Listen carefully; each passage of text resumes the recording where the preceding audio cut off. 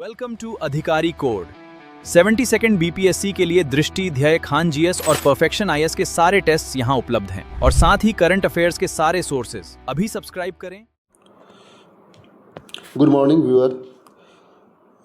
जैसा कि इस चैनल पर 72nd बीपीएससी के जितने भी प्रैक्टिस सेट है सभी उपलब्ध कराए जाएंगे और इस क्रम में मैंने इस चैनल पर परफेक्शन आईएएस के 2 टेस्ट करवा चुका हूं और दृष्टि आईएएस का 1 टेस्ट कवर करवा चुका हूं। व्यूअर, आप जाके चैनल पर देख सकते हैं, विजिट कर सकते हैं। खास करके मैं विद्यार्थी के समय को काफ़ी महत्वपूर्ण मानता हूं, तो जो विद्यार्थी जिस सेक्शन में कमज़ोर है, ठीक है, उस सेक्शन पर ज़्यादा फोकस करें। अब मैं जानता हूं कि इसके प्रीलिम्स निकालने का मूल मंत्र में जो है वो साइंस है, हिस्ट्री है, करंट अफेयर्स है और 10 को जो न्यूमेरिकल्स रहता है वो है।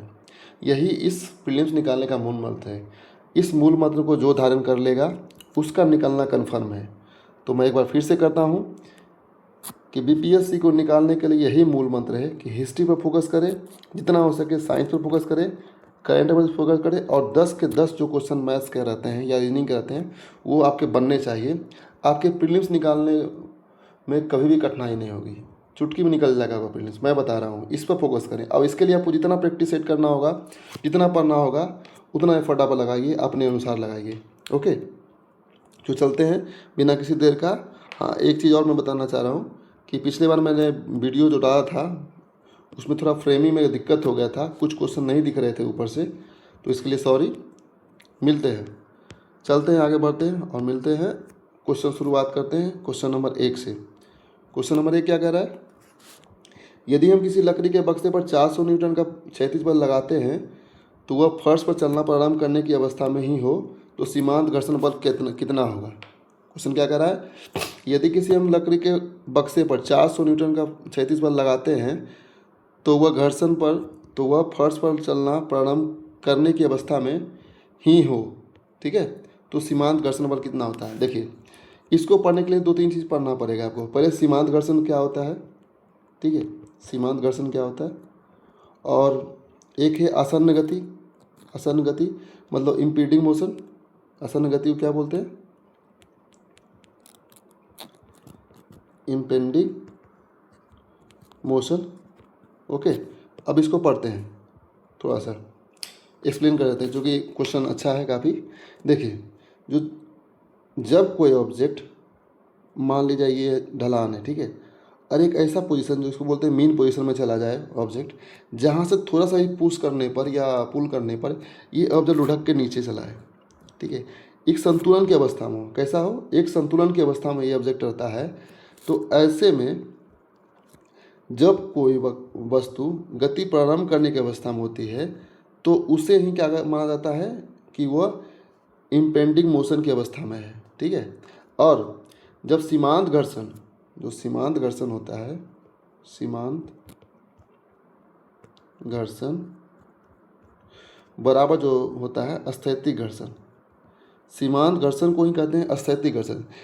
ओके, तो सीमांत घर्षण स्थैतिक घर्षण का अधिकतम मान होता है। क्या होता है? ये जो सीमांत घर्षण है वो स्थैतिक घर्षण क्या है? मैक्सिमम वैल्यू है, ठीक है, जो किसी पिंड या ऑब्जेक्ट पर ठीक उसी क्षण कार्य करता है जब वह पिंड गति की अवस्था में आता है या फिसलना प्रारंभ कर देता है। ओके, तो ऐसे कंडीशन में कि जब कोई वस्तु गति प्रारंभ करने की अवस्था में होती है तब उसका जो क्षैतिज बल जो लगाता है, फोर्स हम लोग लगाते हैं, वह स्थैतिक घर्षण के बराबर होता है, ठीक है। टर्म याद रखिएगा कि सीमांत घर्षण बल जो होता है वह स्थैतिक घर्षण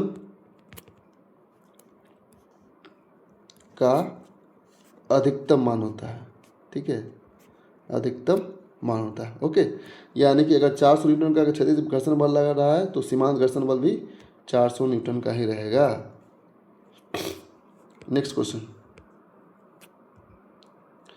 अगला प्रश्न कह रहा है कि किसी गैस में ध्वनि के चाल निम्नलिखित में से किस पर निर्भर नहीं करती है। क्वेश्चन को के टेल पार्ट्स को हमेशा हम बोलते हैं क्वेश्चन के टेल पार्ट्स को पढ़िए अच्छे से कि क्या लिखा हुआ क्या नहीं लिखा है। क्वेश्चन काफ़ी अच्छा है, हालांकि ये किसी गैस के बारे में बोल रहा है, ये आदर्श गैस के बारे में नहीं बोल रहा है। तो मैं एक चीज़ बताना चाहता हूँ कि आदर्श गैस, ठीक है, एक्सप्लेन थोड़ा करना चाहता हूँ इस चीज़ को, चूँकि हमेशा आता है।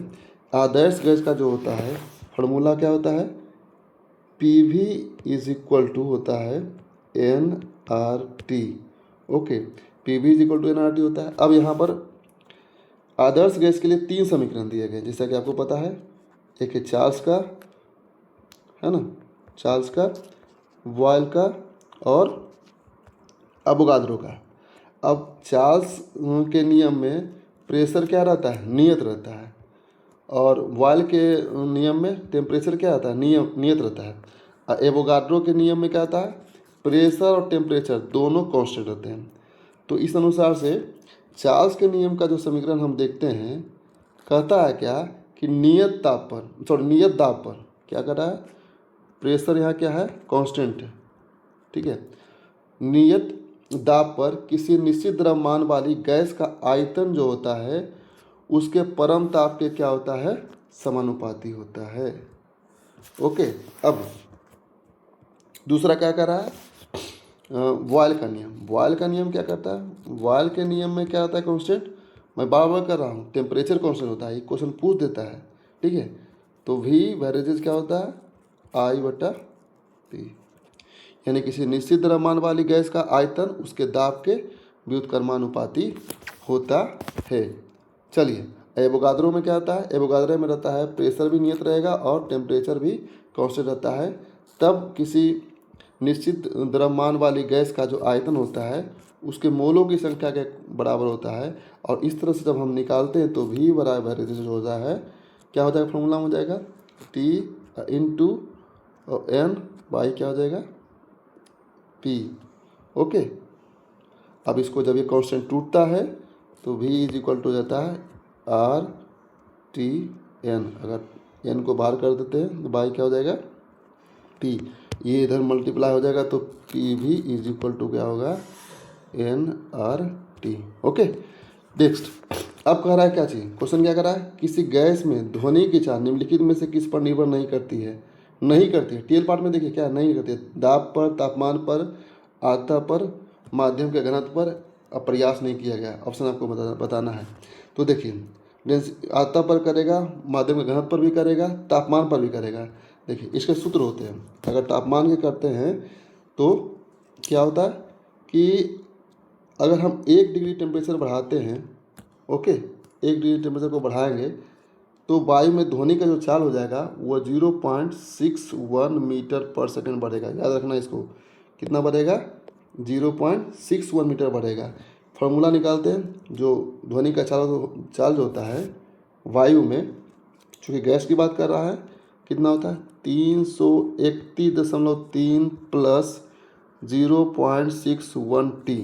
ओके, ये होता है ध्वनि का चाल, ध्यान रखना। अब करा कि दाब, अभी तो पढ़ा है सर दाब के बारे में भी कि जो आयतन होता है वो आयतन के बारे में बता रहा है, V is equal to 1/P होता है। तो ध्यान में रखना है, यह जो नियम दिया गया है कि दाब पर प्रभाव क्यों नहीं पड़ता है, तो इसका कारण यह है कि जब हम किसी गैस का दाब को बढ़ाते हैं, इंक्रीज करते हैं, ठीक है ना, तो उसका घनत्व भी क्या होगा, उसी अनुपात में बढ़ेगा।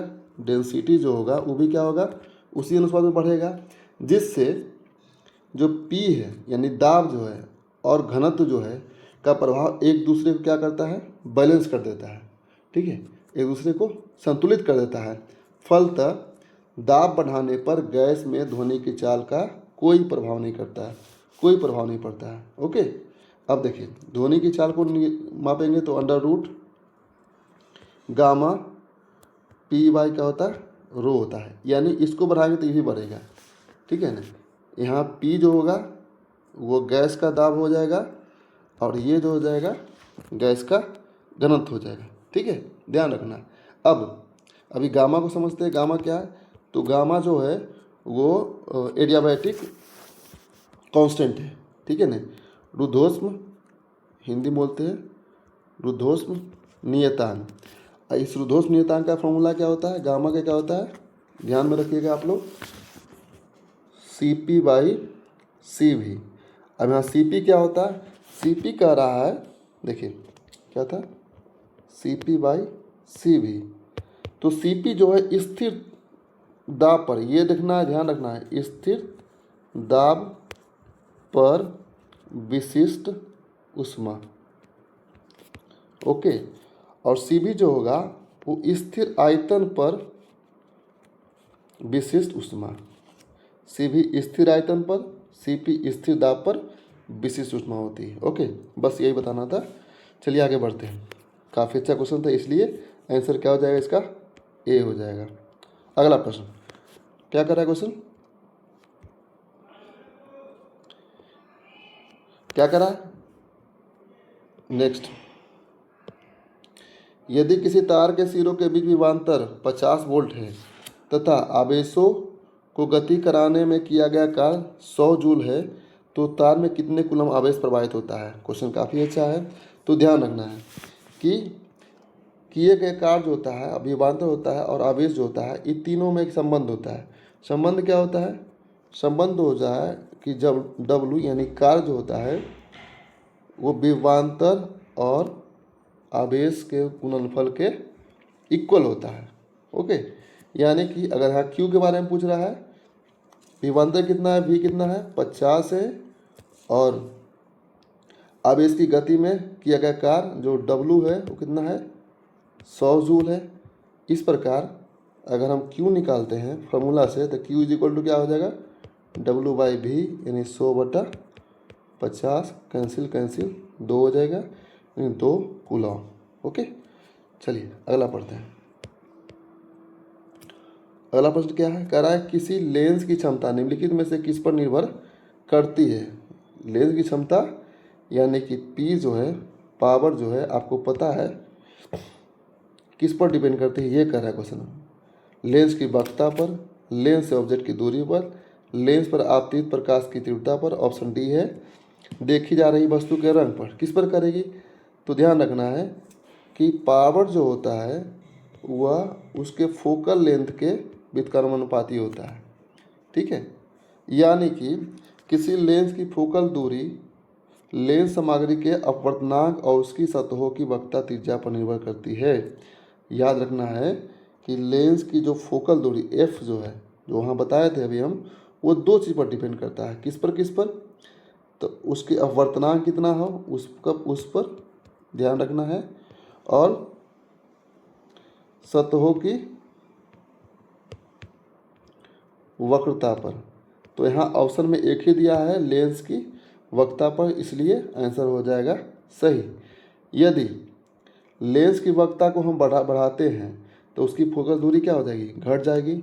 चूँकि क्षमता फोकस दूरी के व्युत्क्रमानुपाती होता है, अतः लेंस का क्षमता भी क्या हो जाएगी, बढ़ जाएगी। यानी कि समझ में आया कि लेंस का जो शक्ति होता है वो लेंस की वक्रता पर निर्भर करता है। और दूसरा किस पर निर्भर करता है, बताए थे, अपवर्तनांक पर, कि लेंस का अपवर्तनांक किससे, लेंस जो बना हुआ किससे बना हुआ, कांच का बना हुआ है, शीशा का बना हुआ है। चलिए अगला प्रश्न पढ़ते हैं।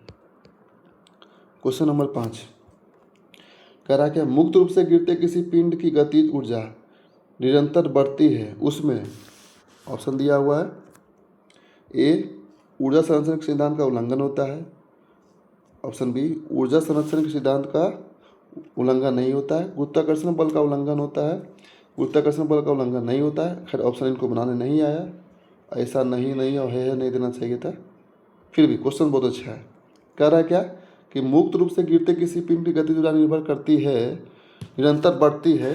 क्यों बढ़ती है भाई, क्योंकि वहाँ पर ऊर्जा संरक्षण के सिद्धांत का उल्लंघन नहीं होता है। अब एक्सप्लेन कर देते हैं इसको। क्या करा है कि जब कोई ऑब्जेक्ट, ठीक है, मुक्त रूप से गिरता है यानी फ्री, ठीक है, तो सतह से उसकी ऊंचाई घटती है, अतः इसका गुरुत्वीय स्थितिक ऊर्जा क्या होती है, घटती है। फलतः उसी समय इसका वेग भी क्या होगा, बढ़ेगा, और उसकी गतिज ऊर्जा भी बढ़ेगी। ठीक है, यही जो इसी स्थितिज ऊर्जा जो घटती है, ठीक है ना, वो इसके गतिज ऊर्जा को क्या करती है, बढ़ाती है। इसलिए मुक्त रूप से गिरते हुए पिंड की गतिज ऊर्जा में निरंतर बढ़ती जाती है। ठीक है, और इस प्रकार ऊष्मागतिकी के सिद्धांत का उल्लंघन नहीं होता है। चलिए अगला प्रश्न पढ़ते हैं। अगला प्रश्न क्या है,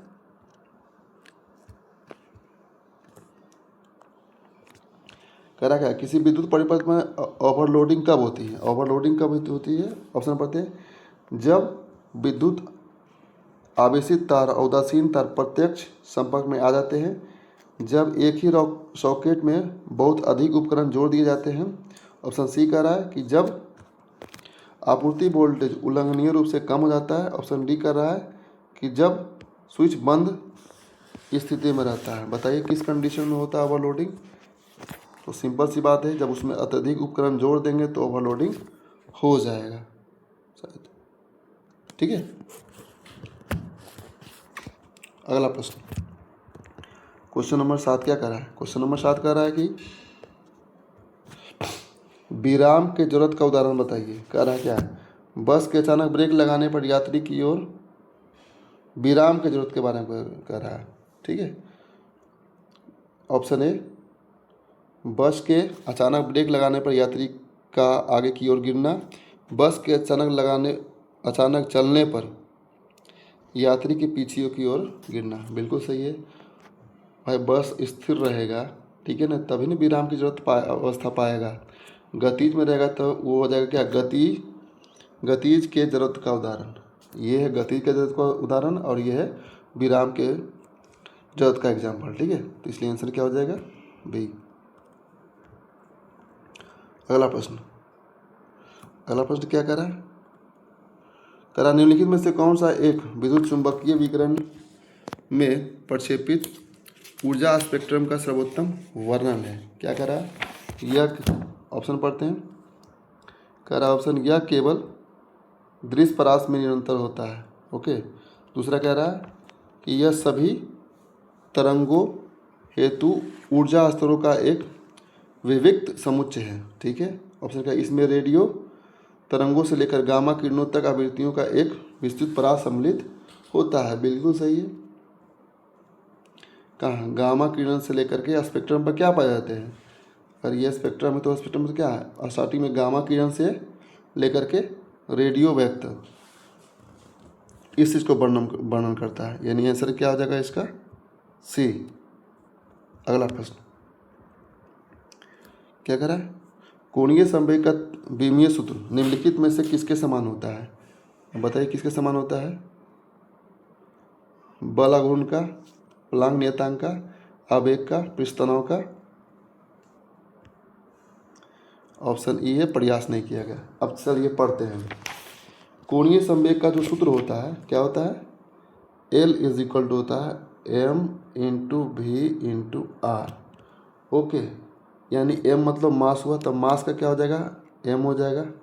v क्या हो जाएगा, वेग है, तो वेग का क्या होता है, L t-1। ओके, r क्या है, r लेंथ है, तो इसका भी हो जाएगा L। ओके, यानी कुल मिला लेंगे तो इसका हो जाएगा L इज इक्वल टू हो जाएगा, क्या हो जाएगा, m L प्लस 2 और t-1। यही इसका होता है कोणीय संवेग का सूत्र। अब ml2 t-1 किसका हो सकता है, तो देख लेते हैं हम लोग क्या होता है, प्लांक नियतांक। प्लांक नियतांक का देखते हैं कि प्लांक नियतांक E इज इक्वल टू होता है h इंटू वी। ठीक है, अब h जो होता है यही प्लांक नियतांक है, तो h इज इक्वल टू क्या हो जाएगा, h is equal to E by V. अब E क्या है आपका, E है एनर्जी है, तो E का एनर्जी क्या होता है, ml² और t-2। ठीक है, अब बटा कितना था मेरा, याद रखिएगा t-1 था। अब t-1 जाएगा तो ऊपर मतलब t+, यही t-1 जो है ऊपर जाएगा तो क्या हुआ, t+1 हो जाएगा। तो यानी कि निकल के आ गया ना प्लांक नियतांक का, h का क्या हो जाएगा, mL²T-1 जो कि हमारा कोणीय संवेग का भी बीमीय सूत्र था। चलिए आगे बढ़ते हैं।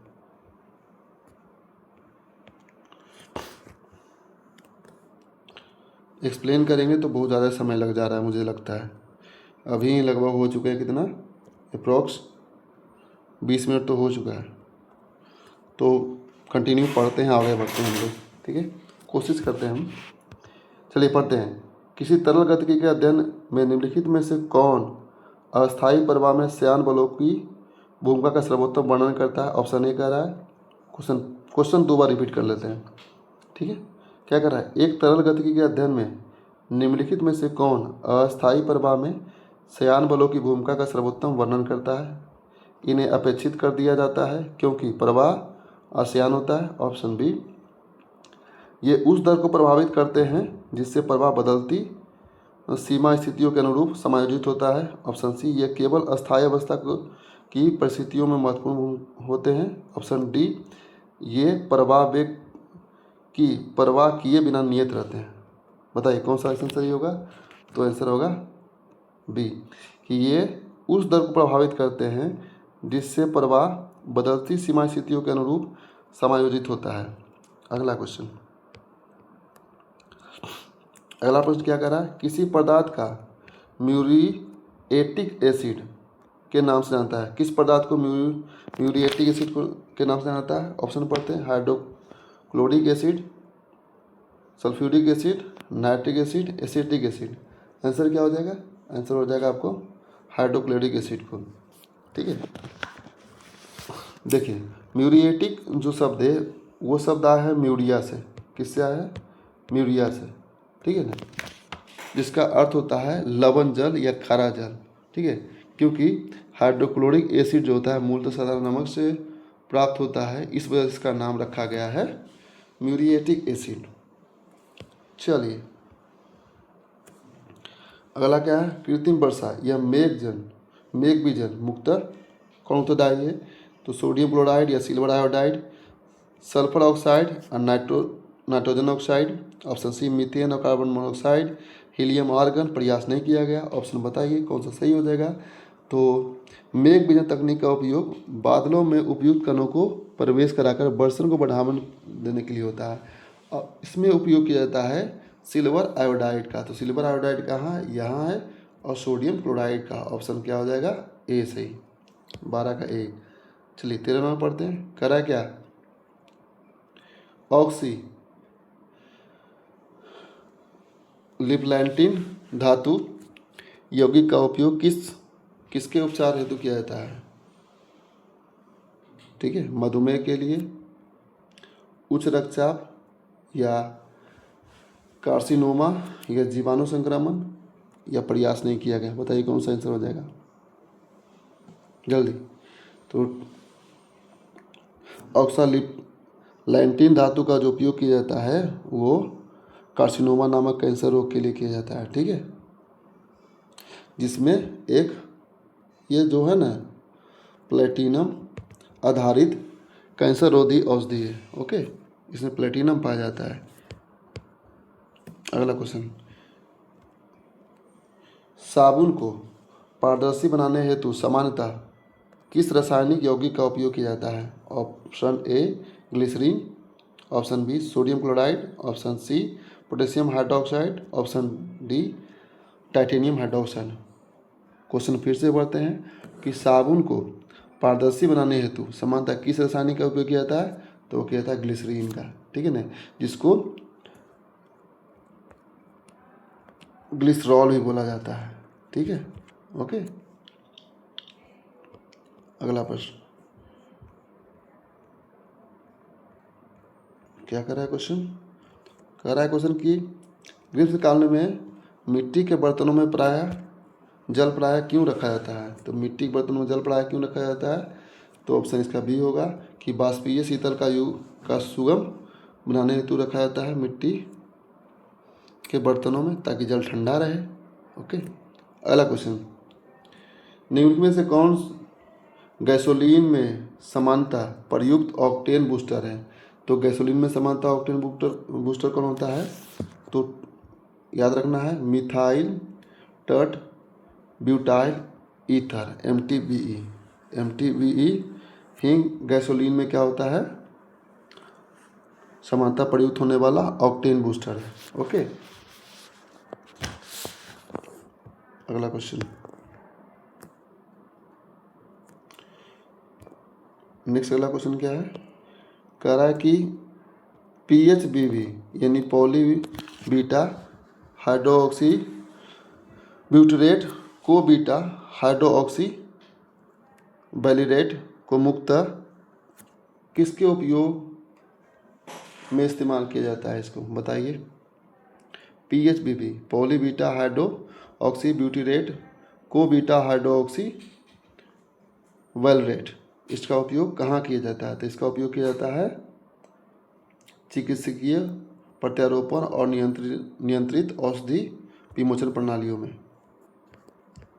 अगला क्वेश्चन क्या है, ऑप्शन आप पढ़ लीजिएगा, ऐसे मैं पढ़ रहा हूँ फिर भी।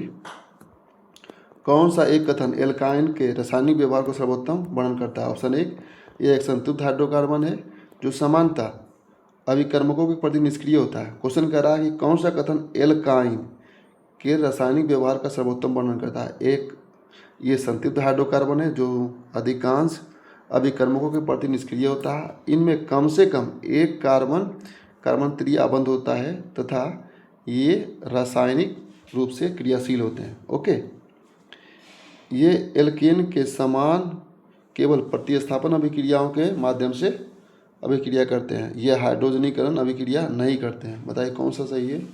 तो देखिए, यह एक असंतृप्त हाइड्रोकार्बन है, ठीक है, जिसमें एक कार्बन के बीच में कितना बंधन रहता है, त्रिबंध होता है। एल्काइन के बारे में बोला, आइन YNE आइन में ट्रिपल बॉन्ड रहता है कार्बन कार्बन के बीच में।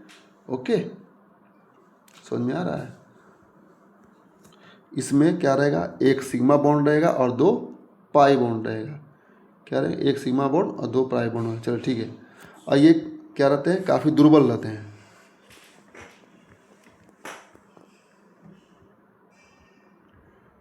अगला क्वेश्चन क्या है, निम्नलिखित में से किस तत्व का आयनन विभव सबसे सर्वाधिक होता है। याद रखने का चीज़ है, किसका आयनन विभव सबसे अधिक होता है, तो यह है ऑप्शन हीलियम का। ठीक है, देखिए आयनन विभव जो होता है किसी विगलित गैसीय परमाणु से बाह्यतम इलेक्ट्रॉन को हटाने हेतु आवश्यक न्यूनतम ऊर्जा होती है। आयनन विभव क्या होता है, आयनन विभव कि कोई भी अगर तत्व है, ठीक है ना, तो उसके बाह्यतम कक्षा में जो मौजूद इलेक्ट्रॉन है उसको हटाने के लिए सबसे कम ऊर्जा की आवश्यकता होती है, उसको ही कहते हैं आयनन विभव। चूँकि हीलियम को देखिए, हीलियम के बाह्य इलेक्ट्रॉन में बाह्यतम कक्षा में 2 इलेक्ट्रॉन होते हैं, ठीक है, इसलिए इसको हटाने के लिए सबसे कम फोर्स की आवश्यकता होगी। लिथियम में पूरा परमाणु कितना होते हैं, 3 होते हैं, तो पहले 2 हटाएगा तो भी हीलियम की अवस्था को प्राप्त कर लेगा। ठीक है, यानी हीलियम का परमाणु आकार क्या होता है, अत्यंत ही छोटा होता है। फलतः इसके इलेक्ट्रॉनों को हटाने के लिए आवश्यक न्यूनतम ऊर्जा की आवश्यकता होती है। ठीक है, अतः सभी ज्ञात तत्वों में हीलियम का आयन विभव क्या होता है, सर्वाधिक होता है। ओके, चलिए क्या कर रहा है, एक प्रबल बफर विलयन तैयार करने हेतु किस संयोजन का उपयोग किया जाता है। ऑप्शन देखिए, यहाँ ऑप्शन पढ़ लेना है। एक प्रबल अम्ल प्रबल क्षार का, क्वेश्चन क्या कर रहा है, एक प्रबल बफर विलयन के लिए। ठीक है, तो एक प्रबल बफर विलयन के लिए दुर्लभ अम्ल और एक संयुग्मी क्षार यानी लवण की आवश्यकता होती है। ऑप्शन इसका बी होता है। नेक्स्ट क्वेश्चन देखिए, बफर क्या होता है। बफर जो होता है, बफर विलयन जो होता है, वो अम्ल या क्षार को थोड़ी मात्रा में मिलाने पर उसका पीएच में परिवर्तन का क्या करता है, विरोध करता है। ठीक है, अगर दुर्लभ अम्ल मिलाते हैं तो क्षारों को उदासीन करता है, जबकि संयुग्मी क्षार जो मिलाने पर क्या होता है, अम्लों को उदासीन करता है। इसलिए एक प्रबल बफर में दुर्बल अम्ल एवं उसका संयुग्मी क्षार को मिलाया जाता है। ठीक है, अगला प्रश्न, नेक्स्ट प्रश्न क्या कह रहा है? कह रहा है कि बाह्य स्रवित ग्रंथियाँ अपने स्रावों को कहाँ स्रावित करती है? सीधे रक्त प्रवाह में, ऐसी वाहिनियों में जो किसी विशेष सतह या गुहा तक जाती है। बिल्कुल ऑप्शन सही, बी निकलते हैं पतली गली से। देखिए क्या कह रहा है? बाह्य स्रावी ग्रंथियाँ क्या होती है? इनमें कौन कौन होता है? श्वेत ग्रंथि होता है, लाल ग्रंथि होता है, श्लेष्मा ग्रंथि होता है, जो पाचक एंजाइम होता है या तेल होता है, ये सभी के सभी बाह्य स्रावी ग्रंथियों में सम्मिलित होते हैं। नीचे अगला क्वेश्चन क्या कह रहा है? नेक्स्ट कह रहा है डीएनए को आरएनए में परिवर्तित करने की प्रक्रिया क्या कहलाती है? तो ये क्या कहलाती है? ट्रांसक्रिप्शन। ध्यान रखना है, ट्रांसक्रिप्शन कहलाती है। डीएनए को आरएनए में परिवर्तन की प्रक्रिया ट्रांसक्रिप्शन कहलाती है। ठीक है। नेक्स्ट क्वेश्चन कह रहा है क्या? निम्नलिखित में से कौन सा एक इम्यूनोग्लोबुलिन यानी आईजी भाई इतना तो और उसके प्राथमिक कार्य लक्षण का सही सुनिश्चित करिए।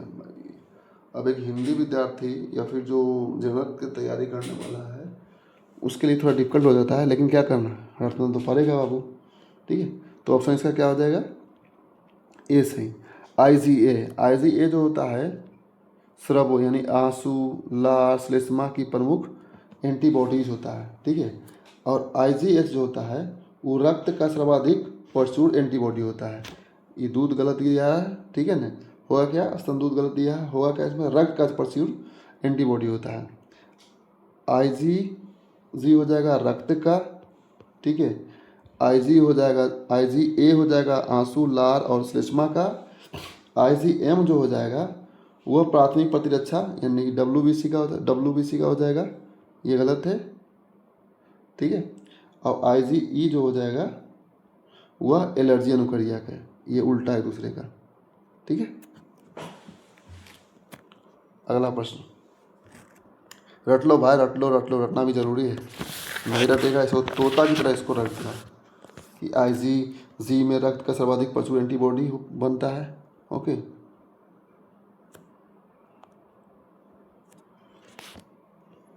किसी विषाणु की झिल्ली मुक्ता किससे बनी होती है? किसी विषाणु की झिल्ली जो मुक्ता बनी होती है वह लिपिड, प्रोटीन और ग्लाइकोप्रोटीन की बनी होती है। अगला प्रश्न क्या कर रहा है? डीएनए अणु किस प्रकार का आवेश वहन करता है?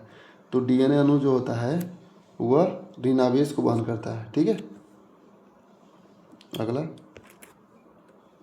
प्रश्न क्या है? उत्परिवर्तन में कोडोन की भूमिका क्या होता है? उत्परिवर्तन में कोडोन की जो भूमिका होती है, कोडोन अनुक्रमण में परिवर्तन से एक भिन्न एमिनो एसिड या स्टॉप कोडोन बना सकता है। ठीक है, ऑप्शन तो बहुत है। करा कि ऑप्शन ए क्या कराता है? एक, यह एमिनो एसिड के अनुक्रमण को निर्धारित करता है। नहीं, ऐसे भी थोड़ा दिमाग लगाना है, कहीं नहीं आए तो देखना कि सबसे बड़ा जो है एक्सप्लेनेशन किसका दिया हुआ है, जिसके बारे में आप कुछ भी नहीं जान रहे हो कि हाँ उसको टिक मार के चल देना है। वो सही हो तो ठीक है, गलत हो तब भी सही है। भाई 150 क्वेश्चन है, 150 क्वेश्चन में 130 क्वेश्चन भी अटेम्प्ट करेंगे और उसमें 30 क्वेश्चन भी गलत हो जाएंगे, फिर भी रिजल्ट हो जाएगा, है ना। 90 नंबर तो लाना ही होता है प्रीलिम्स क्वालिफाई करने के लिए, तो स्ट्रेटजी के साथ काम करिए। क्वेश्चन पढ़िए, पौधों में गैर संवहनी उत्तक की खोज सर्वप्रथम किसने किया था? रॉबर्ट हुक, हेडविग, एंटोनी और ग्रेगर मेंडल। तो किसने किया था? याद रखिए, तो हेडविग ने किया था। जोहान हेडविग इनका नाम था, इन्हें ही ब्रायोलॉजी का जनक माना जाता है। ठीक है, जोहान हेडविग।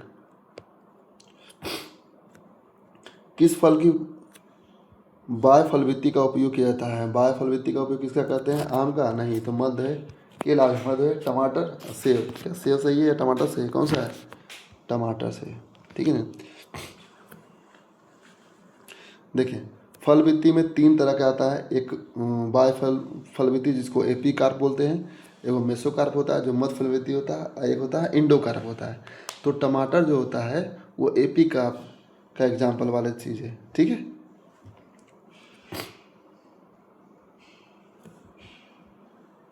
जबकि सेब में खाद्य योग गुदेदार भाग बड़े पैमाने पर केवल फल भित्ति के बजाय पुष्पासन से व्युत्पन्न होता है। ओके, इसलिए सेव इसका आंसर नहीं होगा। अगला क्वेश्चन, कुशिंग सिंड्रोम किस ग्रंथि या हार्मोन से संबंध है? तो कुशिंग सिंड्रोम जो है अधिवीर ग्रंथि से होता है। अगला प्रश्न, एंजियोस्पर्मिया शब्द का अर्थ क्या है? तो एंजियोस्पर्मिया शब्द का अर्थ क्या है? एक उच्च शुक्राणु संख्या, निम्न शुक्राणु गतिशीलता, वियर से शुक्राणुओं की पूर्ण अनुपस्थिति या असमान शुक्राणु आकार की। कौन सा है इसका आंसर? इसका आंसर होगा सी, वियर से शुक्राणुओं की पूर्ण अनुपस्थिति ही एंजियोस्पर्मिया कहलाता है। ओके, अगला प्रश्न, क्वेश्चन नंबर 31 नंबर क्वेश्चन क्या करा कि भारतीय राष्ट्रीय कांग्रेस की लाइटेनिंग कंडक्टर किसे माना जाता है? भारतीय राष्ट्रीय कांग्रेस की लाइटेनिंग कंडक्टर ह्यूम को बोला जाता है। और किसने कहा था इनको? तो गोपाल कृष्ण गोखले द्वारा इनको लाइटेनिंग कंडक्टर कहा जाएगा, क्योंकि यह ह्यूम की उस भूमिका को दर्शाता है जिससे, मतलब क्यों कहा गया है इनको लाइटेनिंग कंडक्टर? क्योंकि जिसमें इन्होंने जन असंतोष को ब्रिटिश शासन के लिए प्रत्यक्ष खतरा न बनने के लिए सेफ्टी वाल्व स्थापित किया था। फलतः इनको लाइटेनिंग कंडक्टर भी बोला गया। किनके द्वारा बोला गया? तो ये गोपाल कृष्ण गोखले के द्वारा कहा गया इनको। अगला क्वेश्चन, महात्मा गांधी ने दीनबंधु की उपाधि किसे दी? महात्मा गांधी ने दीनबंधु की उपाधि किसे दी थी भाई? तो CF एंड्रूज को दिए थे। दीनबंधु मतलब क्या होता है? दीनबंधु यानी निर्धनों का मित्र। ओके, अगला देखिए, क्यों दिया था इनको? इन्होंने क्या किया था कि फिजी और दक्षिण अफ्रीका जैसी कॉलोनियों में जो भी भारतीय गिरगिटिया मजदूर हैं, इनके अधिकारों के CF एंड्रूज ने वकालत की थी। फलतः महात्मा गांधी ने इनको दीनबंधु का उपाधि दिया था। अगला question, the philosophy of the warm. The philosophy of the warm काफ़ी क्रांतिकारी व्यक्ति का पुस्तक है। यह है भगवती चरण बोहरा का। ओके, अगला प्रश्न है, व्यक्ति का सत्याग्रह आंदोलन के दौरान तृतीय सत्याग्रही कौन थे? बताइए। विनोबा भावे, जवाहरलाल नेहरू, ब्रह्मदत्त, सरदार पटेल के कौन थे? तो ये थे ब्रह्मदत्त। ठीक है, व्यक्ति का सत्याग्रह आंदोलन कब हुआ था? 1940 में। ओके, पहला कौन थे? विनोबा भावे, दूसरा कौन थे? जवाहरलाल नेहरू, तीसरा कौन थे? ब्रह्मदत्त। भाई चौथा भी सर्च कर लेना, कोई ठिकाना नहीं, BPSC पूछ देता है। हमें एक ऐसी कार दी गई है जिसमें ब्रेक है किंतु इंजन नहीं। भारत शासन अधिनियम 1935 के संबंध में यह कथन किसने कहा था? बताइए। महात्मा गांधी, जवाहरलाल नेहरू, सुभाष चंद्र बोस या सी राजगोपालाचारी? किसने कहा था? सोचिए थोड़ा। तो इन्होंने कहा था, जवाहरलाल नेहरू ने कहा था इसके बारे में। ठीक है, क्यों कहा था भाई? इसको आप लोग सर्च करिएगा क्यों कहा था। डिक्की वर्ड योजना। डिक्की वर्ड योजना का मतलब क्या होता है? या इसे समझते हैं कि बाल्कन योजना। ठीक है, जिस तरह सेकेंड वर्ल्ड वार के बाद बाल्कन को बांट दिया गया था कई हिस्सों में, उसी प्रकार डिक्की वर्ड योजना भारत के बारे में बोला गया था। ठीक है, तो किसे संबंधित है? भारतीय स्वतंत्रता अधिनियम से संबंधित था, या साइमन कमीशन आयोग से, या कैबिनेट मिशन से, या प्रयास नहीं किया गया, या भारत विभाजन से। तो इस तरह अभी मैंने बताया था कि भारत के विभाजन संबंधित है डिक्की वर्ड योजना, जिसको बाल्कन योजना भी कहा जाता है। अगला क्वेश्चन क्या है? अगला क्वेश्चन है, भारत की स्वतंत्रता किस अधिनियम पर आधारित है? तो याद रखना है कि भारत की स्वतंत्रता जो है भारतीय स्वतंत्रता अधिनियम 1947 पर आधारित है। सत्यमेव जयते का नारा किसके द्वारा लोकप्रिय बनाया गया था? तो सत्यमेव जयते का नारा पंडित मदन मोहन मालवीय के द्वारा लोकप्रिय बनाया गया था। कहाँ से लिया गया था? ये मुंडकोपनिषद से लिया गया था। ठीक है, सत्यमेव जयते। प्राचीन भारत में वीणा की छाप समानता किस राजा की मुद्रा पर मिलती है? तो सबको मालूम है जनरली समुद्रगुप्त के मुद्रा से मिलती है, क्योंकि समुद्रगुप्त काफ़ी प्रिय थे। अगला क्वेश्चन है, अमुक्ति माल्याद मध्यकाल में किस भाषा में लिखी गई थी? अमुक्ति माल्याद पहले लिखे कौन थे इसको? इनको लिखने वाले कृष्णदेव राय विजयनगर सम्राट के थे। ओके, और इनको तेलुगु साहित्य का महानतम कृतियों में से एक माना जाता है। चलिए आगे बढ़िए। दीवाने बंदगान, दीवाने बंदगान किस सुल्तान द्वारा प्रारंभ किए थे? दीवाने बंदगान फिरोज शाह तुगलक, FST मोहम्मद बिन तुगलक, इनके द्वारा शुरू किया गया था। दीवाने कोही, अलाउद्दीन खिलजी, दीवाने मुस्तकराज। अगला क्वेश्चन, किस ब्राह्मण ग्रंथ में 4 आश्रमों का उल्लेख किया है? कौन सा ब्राह्मण ग्रंथ इसमें 4 आश्रमों का उल्लेख है? तो वह है शतपथ ब्राह्मण में। ठीक है ना। 4 आश्रम में कौन थे?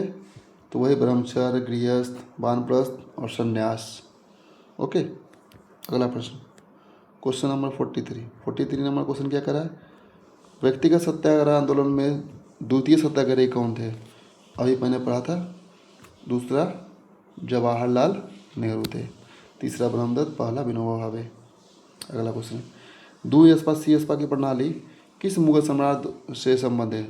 तो दुई स्पा सी स्पा की प्रणाली जो है वह जहांगीर के द्वारा शुरू किया गया था और यह मनसबदारी जागीरदारी प्रणाली का ही एक प्रमुख नवाचार था। ठीक है।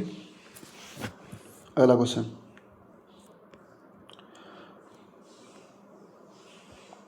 वर्ष 1918 में एनी बेसेंट सर्वप्रथम पटना या बिहार में किस तिथि को पहुंची थी?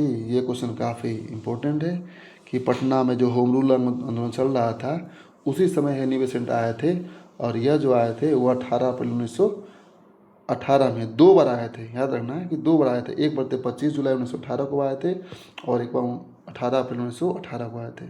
अगला प्रश्न,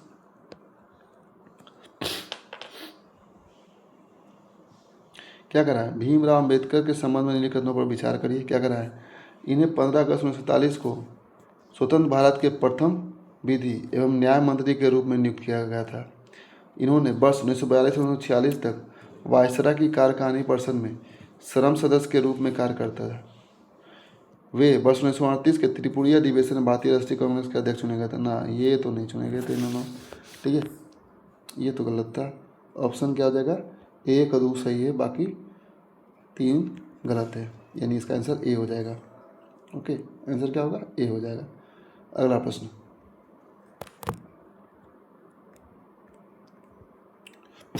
भारतीय राष्ट्रीय कांग्रेस के गठन, चलिए पढ़िए। भारतीय राष्ट्रीय कांग्रेस के गठन से पूर्व भारत में राजनीतिक संगठन के संबंध में निम्नलिखित कथनों पर विचार करिए।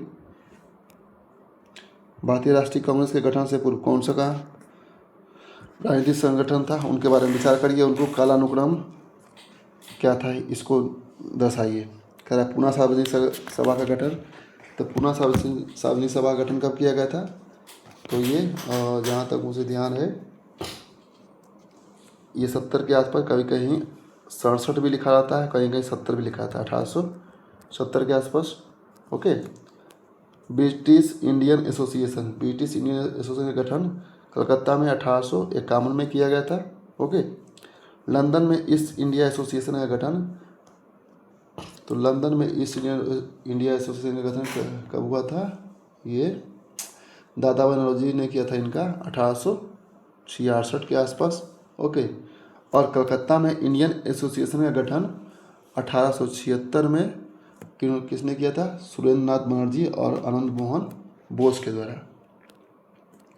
1876, 1866, 1851 और 1870 यही है। तो यानी कि ऑप्शन क्या हो जाएगा इसका? 2, 3, 1, 4। ओके, 2, 3, 1, 4। अगला प्रश्न क्या कर रहा है? सहायक संधि प्रणाली के विषय में निम्नलिखित कथनों पर विचार करें। करा क्या है? इसे लॉर्ड ब्लेली द्वारा 1798 ईस्वी में प्रस्तुत किया गया। ठीक है, सहायक संधि स्वीकार करने वाला प्रथम भारतीय राजा हैदराबाद था। इस प्रणाली के अंतर्गत भारतीय शासकों को किसी ब्रिटिश नियंत्रण के बिना अपने स्वयं के स्वतंत्र सशस्त्र बल रखने का अनुमति दी गई थी। बिल्कुल गलत है तीसरा ऑप्शन, मुझे लग रहा है कि बिल्कुल ही गलत है। क्या आपको लगता है, आप बताइए कौन सा कथन सही है? क्या ऐसा हो सकता है कि सहायक संधि में ये शर्त रखा होगा ब्रिटिशरों द्वारा कि बिना हमसे पूछे आप स्वतंत्र सशस्त्र बल रख सकते हैं? तो नहीं, गलत है। ठीक है, इसे लॉर्ड बेलेली द्वारा 1798 ईस्वी में प्रस्तुत किया गया। बिल्कुल सही है ये। हैदराबाद था, बिल्कुल सही है। लेकिन एक चीज़ याद रखना कि सहायक संधि जो था स्टार्टिंग में जो शुरुआत हुआ था रॉबर्ट क्लाइव के समय में 1765 में, ठीक है, सबसे पहले वही हुआ था। लेकिन इस प्रणाली की जो नींव रखी थी वो लॉर्ड बेलेली ने, यानी कि ऑप्शन क्या हो जाएगा, 1 और 2 सही है, ऑप्शन 3 गलत है, इसलिए आंसर हो जाएगा ए। अगला प्रश्न क्या करा है, मुगल दरबार में आए विदेश यात्रियों से संबंधित निम्नलिखित घटनाओं पर विचार कीजिए। अकबर के दरबार में रॉबर्ट फिंच आया था, अकबर के दरबार में जॉन मिल्टन हॉल आया था, जहांगीर के दरबार में विलियम हॉकिंस, और जहांगीर के दरबार में प्रथम आधिकारिक अंग्रेज राजदूत के रूप में सर थॉमस रो का आगमन हुआ था। बताइए कौन कौन सा रहेगा। अगर काला अनुक्रमण देखें तो पहले तो अकबर ही लगाएंगे हम, उसके बाद में अकबर के बाद जहांगीर बना था शासक, है ना, तो ध्यान रखना है। तो अब इसका आंसर चूज करिए। रॉबर्ट फिंच लगभग सबसे पहले 1580 में आए थे। उसके बाद जॉन मिल्टन हॉल जो आए थे वो 1599 में अकबर के दरबार में। विलियम हॉकिंस आया था 1608 में, और थॉमस रो प्रथम आधिकारिक अंग्रेजी राजदूत आए थे 1615 में। इस तरह से ऑप्शन क्या हो जाएगा, 1 2 3 4, ऑप्शन ए सही। अगला प्रश्न क्या है, कह रहा है आज़ाद हिंद फौज के गठन का नेतृत्व एवं नेतृत्व से संबंधित निम्नलिखित घटना पर विचार करें। पहला प्रश्न क्या है, प्रथम आज़ाद हिंद फौज का गठन 1942 में रास बिहारी बोस के नेतृत्व में हुआ था। ऑप्शन 2, कथन 2, सुभाष चंद्र बोस ने जुलाई 1943 में INA का नेतृत्व ग्रहण किया था। INA को आधिकारिक रूप से स्वतंत्र भारत का अंतिम सरकार आज़ाद हिंद की सेना घोषित किया गया था। INA का आरंभिक गठन के समय मोहन सिंह इसके प्रथम कमांडर थे। आपका विकल्प दिया गया है 1 2 3, 1 3 4, 2 3 4 और 1 2 3 4। अब इसको मैं थोड़ा जूम इन कर लेता हूँ ताकि आप क्वेश्चन को अच्छे से पढ़ सके कि आज़ाद हिंद फौज INA के गठन के और नेतृत्व से संबंधित निम्नलिखित घटना पर विचार करिए। ठीक है, चलिए पढ़ लिया आप। अब इसका आंसर क्या हो जाएगा, कौन सा सही है? तो पहला कथन बिल्कुल ही सही है कि प्रथम आज़ाद हिंद फौज का गठन 1942 में रास बिहारी बोस ने किया था, ये भी सही है। दूसरा भी सही है, 1943 में INA का नेतृत्व ग्रहण किया था सुभाष चंद्र बोस ने। ठीक है, INA को आधिकारिक रूप से स्वतंत्र भारत का अंतिम सरकार आज़ाद हिंद की सेना घोषित किया गया था, बिल्कुल सही है कथन ये भी। और डी भी इसका सही है, यानी कि सारा ऑल ऑफ द एबव सारा क्या है, सही आंसर है इसका। अगला क्वेश्चन 51, कहा निम्नलिखित में से कौन सही सुमेलित नहीं है? तो बताइए, Annie Besant, Theosophical Society, Henry Olcott Theosophical Society, Swami Vivekananda, Ramakrishna Mission, Ramakrishna Paramahamsa, Ramakrishna Mission. कौन सा कथन सही नहीं है? तो बताइए मुझे। देखिए, एनी बेसेंट थियोसॉफिकल सोसाइटी से बिल्कुल ही जुड़े हुए थे घनिष्ठ रूप से, ठीक है। और हेनरी स्टील ऑलकॉट जो 1875 में थियोसॉफिकल सोसाइटी की स्थापना किया था, ये भी जुड़े हुए थे, ये भी सही है। और स्वामी विवेकानंद रामकृष्ण मिशन की स्थापना किए थे 1897 में, ये भी सही है। रामकृष्ण परमहंस ये गलत है, इनके मृत्यु के बाद ही स्वामी विवेकानंद ने रामकृष्ण मिशन की स्थापना की थी। अगला क्वेश्चन 52 नंबर क्या करा है? आज़ाद दस्ता, तो Jayaprakash Narayan. H R A के कौन थे? प्रथमनाथ मित्र, सूरसेन और सत्येंद्रनाथ सनियाल। कौन थे बताइए जल्दी से। HRA ये भी है हिंदुस्तान रिपब्लिक एसोसिएशन, 1924 कानपुर। कौन थे? Sachindranath Sanyal. Okay. Indian Republic army याद रखिए कौन? 1930 पश्चिम बंगाल, जिनको मास्टरदा बोला जाता था। बोलिए। सूर्यसेन। ओके। अनुशीलन समिति कब स्थापना हुआ था इसका? 1902। कहाँ? पश्चिम बंगाल में। क्रांतिकारी राष्ट्रवाद प्रथमनाथ मित्र के द्वारा। चलिए अगला प्रश्न। अगला प्रश्न क्या कर रहा है? कह रहा है कि फिर मिलान करने के लिए बोल रहा है। अमरकोश, गीत गोविंद, कथा सरित सागर, विक्रमो बरसिए। बताइए कौन सा क्वेश्चन? मिलान करिए इसको। अमरकोश संस्कृत कोश था, कौन लिखे थे? अमर सिंह है। अमर सिंह दिया हुआ है, बिल्कुल अमर सिंह दिया हुआ है। तो 1 का 4। गीत गोविंद जयदेव, ठीक है। कथा सरित सागर 11वीं शताब्दी की कृतियाँ हैं। ओके। इनको सोमदेव ने लिखा था, सॉरी ये 2। और विक्रमो बरसिए क्या हो जाएगा? कालिदास। ओके। अब इसमें क्या था? इसमें 2 राजा, ये राजा पुरुरवा और स्वर्ग की अप्सरा उर्वशी की प्रेम कथा है। ठीक है। अगला प्रश्न फिर मिलान करना है। क्वेश्चन ठीक ठाक पूछा है। परमानंद, आगा हसन, अल्लाह सानी, पेद्दान, अमीर खुसरो। बताइए, मिलाइए इसको। परमानंद एक लोकप्रिय संस्कृत विद्वान थे जो कि छत्रपति शिवाजी के जीवनी उपलब्धियों का वर्णन करने वाले महाकाव्य शिव भारत की रचना की थी। इनकी रचना क्या था? इन पर शिव भारत रचना का नाम याद रखना। परमानंद का, शिवाजी का। ओके। आगा हसन अमानत, ये 19वीं शताब्दी के उर्दू कवि और नाटककार थे जिन्होंने वाजिद अली शाह के अधीन अवध की दरबारी संस्कृति से संबंध इंदर सभा हेतु जाने जाते थे, यानी कि वाजिद अली शाह। क्यों फेमस थे? तो वाजिद अली शाह के समय में एक इंदर सभा लगता था आयोजन, उसके लिए इंदर सभा। ठीक है। अल्लाह सानी पेद्दान जिनको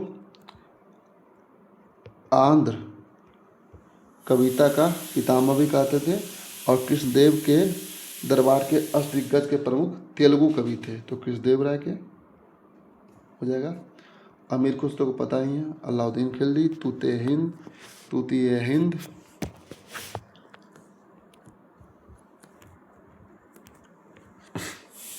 अगला प्रश्न, क्वेश्चन नंबर 55 क्या कर रहा है? पुर्तगाली, अंग्रेज, डच, फ्रांसीस। बताइए कहाँ कोठी कौन स्थापित किया था? पुर्तगालियों ने अपना प्रथम कारखाना कहाँ स्थापित किया था? कोचीन में। ठीक है। ईस्ट इंडिया कंपनी ने 1613 में सबसे पहले कहाँ किया था? तो सूरत में। 1613, कहीं 11 भी लिखता है। कोचीन पुर्तगाल, अंग्रेज सूरत, डच कहाँ जाएगा? तो डच चला जाएगा मछलीपट्टनम में 1605 में, है ना।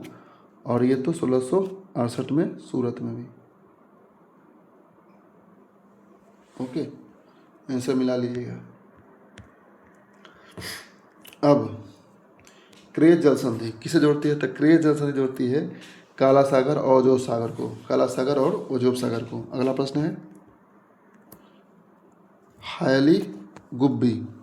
हायली गुब्बी ज्वालामुखी कहाँ है? तो हायली गुब्बी ज्वालामुखी इथोपिया में स्थित है। ठीक है।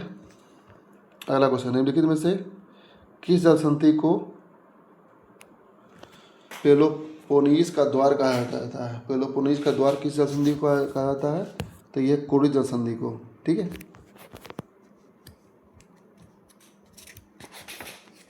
अगला क्वेश्चन,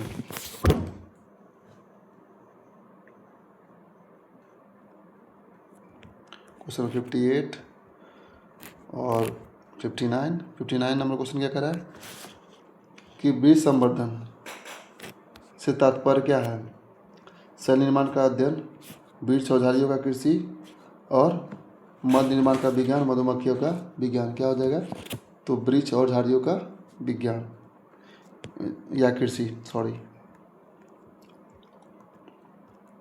कह रहा है विश्व का सबसे छोटा बसा हुआ नदी द्वीप कौन सा है? तो विश्व का सबसे छोटा हुआ नदी द्वीप कौन सा है? बताइए बताइए। उमानंद द्वीप है। पहले माजुली बोला जाता था, लेकिन अब सबसे छोटा हो जाएगा तो उमानंद हो जाएगा। ठीक है,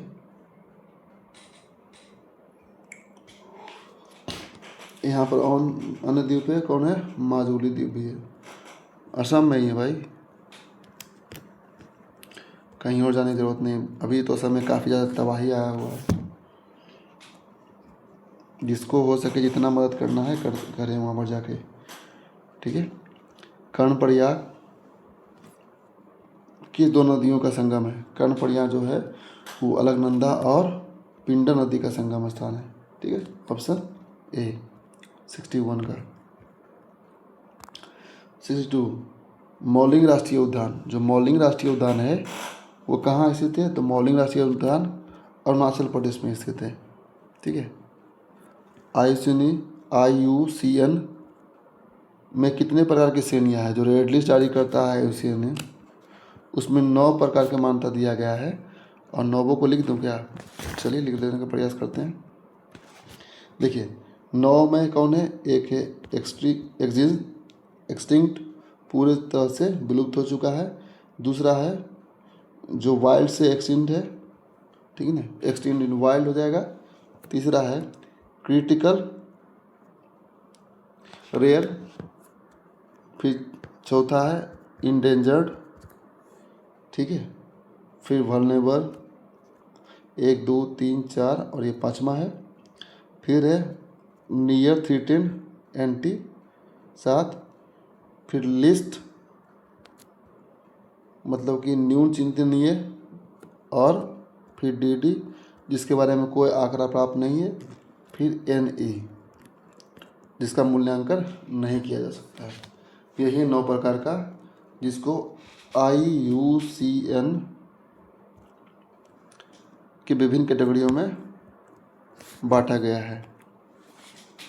अगला प्रश्न क्या है? भारतीय वन सर्वेक्षण का मुख्यालय किस नगर में स्थित है? तो भारतीय वन सर्वेक्षण का मुख्यालय जो है वह देहरादून में स्थित है। चलिए, फुमदी क्या है? तो फुमदी जो है वह तैरता हुआ द्वीप है। अब फुमदी द्वीप कहाँ से फेमस है बताइए तो मुझे थोड़ा सा। अरे मेघालय में है। ओके, फुमदी जो है एक तैरता हुआ द्वीप है। ठीक है, अगला प्रश्न,